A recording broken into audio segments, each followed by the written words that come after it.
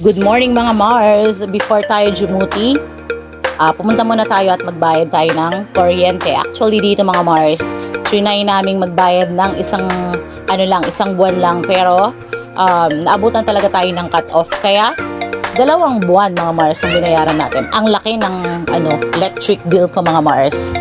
Oh anak, ayan, yung anak ko nandun, nanggugulo na naman. Well, may ba ako mga kumare? Sino ba yung mga rider dyan, ano? Hindi ka rider kung hindi mo alam ang lugar na ito. Kahit hindi ko sabihin kung saan, alam mo ito. Yung mga shortcut to, ano? Yan. Nabubulol ang niyong mga kumare. Yeah? Ayan, no? Police station to mga Mars. Saan ba to kung alam niyo? Well, alam niyo mga Mars, sa trabaho ko, everyday na ako ng mga iba-ibang tao, ganyan, sa iba't ibang lugar. Ito, ikikwento ko lang sa inyo mga Mars, yung experience ko kahapon sa CR. Ito yung tinatawag na laging debate ito ng karaniwan dun sa social media, yung gender equality na tinatawag mga Mars. Kasi dito sa mall kung saan ako umihi, meron yung isang, syempre pambabae yung CR natin mga Mars. Sa pambabae tayo mukha lang tayong lalaki. Ay nako.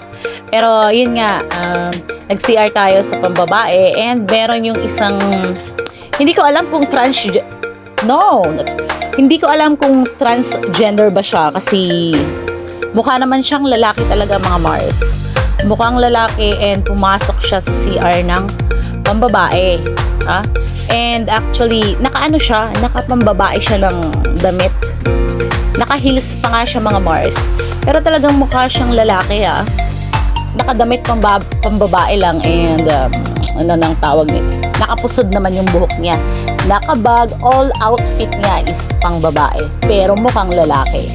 Ang sabi nung isang nanay dito, ano ba yan? Pumapasok naman dito, lalaki naman. O, di ba? Ano ang input niya dito mga Mars? O, di ba?